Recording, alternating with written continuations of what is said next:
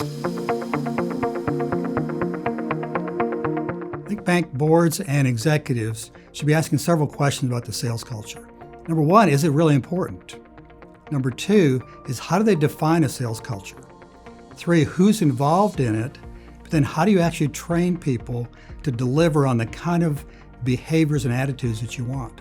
Well, with increased digital banking, that complicates the interactions at times with customers.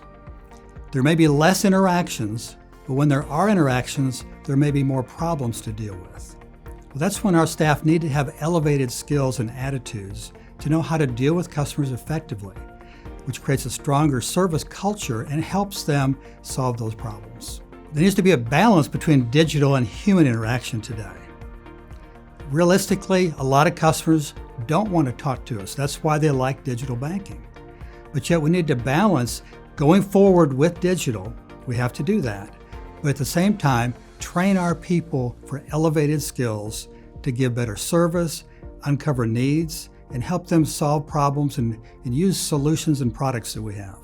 There's often a gap between someone's mindset of sales and service. And often that deals with our staff's view of what selling is.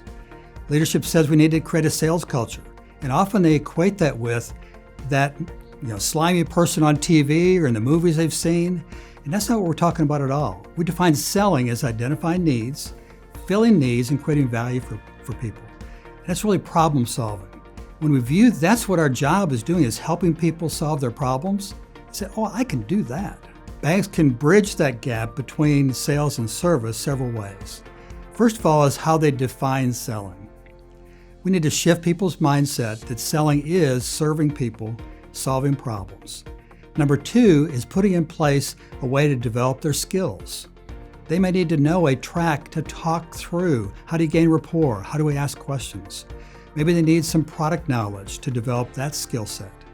Number three is to have the managers coach it, because if they don't do it themselves, their people won't.